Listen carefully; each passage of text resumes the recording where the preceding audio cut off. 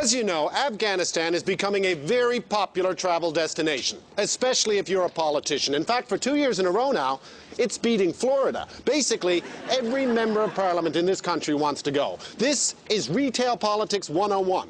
You get off the plane, you put on the helmet, you make sure it's not on backwards, you get your picture taken with a couple of soldiers, a few Afghani youngsters, you come home, you get a bump in the polls. It's almost impossible to screw up. It's why it's one of the few things that Stephen Harper allows his cabinet ministers to do without adult supervision. It's also why Stéphane Dion has been asking to go for a very long time. And this past week, the Tories finally said yes, so off Dion went. And boy, did he make a balls of it. The man comes back from Afghanistan. He says Canada should pull out of combat by 2009. Fine, that's always been his position. But then he throws in as an afterthought that perhaps NATO should consider invading Pakistan. Wow. I never saw that one coming. You know, it's not every day that a Canadian politician suggests invading another country, especially one with the bomb.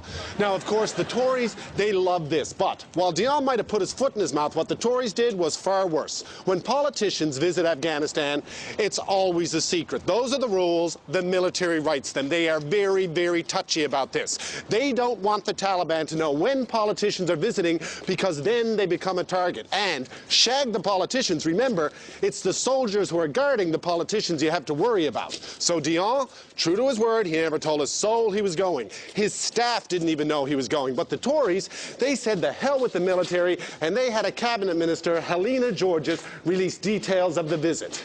Sure, Canadian military lives were put at risk, but I guess that's the price you have to pay when you're facing re-election in Simcoe Grey.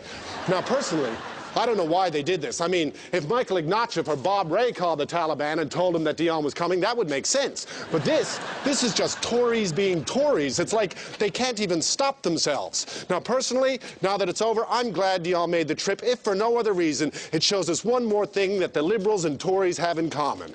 They both say they support our troops, but what they really love is using them.